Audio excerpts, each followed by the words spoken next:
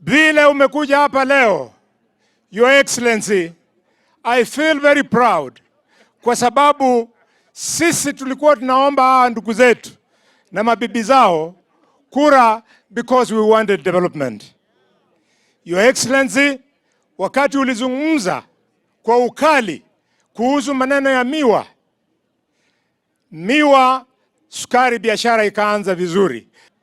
Shida sasa sio watu wa factory, watu wenye wanaharibu bei ya sukari. Your Excellency, tunakuomba uambie waziri wako wa finance, waziri wako wa trade, wahakikisha kwamba importation of cheap sugar yenye inaharibu sukari yetu wasimamishe. Tunataka tuuse sukari yetu.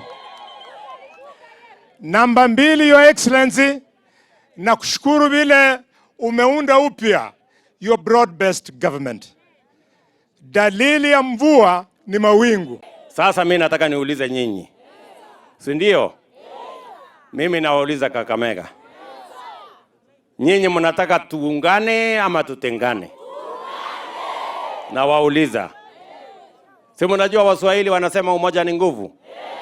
Sasa juzi mimi nimeamua ya kwamba tutengeneze serikali ya kuunganisha Wakenya wote. Tutengeneze serikali ambayo italeta Wakenya wote pamoja. Ndio tuweze kwa pamoja tuungane, tushirikiane, tupange mambo ya maendeleo pamoja bila ya ubaguzi.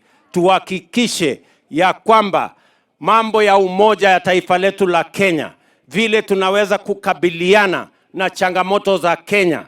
Tupange mambo ya matibabu ya watoto wetu na watu wetu. Tupange vile vijana wetu watapata ajira. Tupange vile tutaendesha viwanda. Tuhakikishe ya kwamba our exports increase. Hiyo mpango yote inahitaji mchango wa kila Mkenya. Ndio tumesema tuwachane na ukabila, tuwachane na mambo ya mirengo, tuungane, tuwe team moja, one country, one united nation with a common destiny, us working together for the good and the interest of the Republic of Kenya, from all communities, from all regions and political formations. Watu wa Kakamega, mimi nawauliza, mnakubaliana na mimi tuungane ama mnasema nini? Watu wa Kakamega, mnasema tuungane? Mnasema tuungane? Mimi nawauliza, nimefanya makosa kuleta Oparanya awe waziri katika serikali yetu? Nimefanya makosa? Ni sawa ama si sawa? Ni sawa ama si sawa?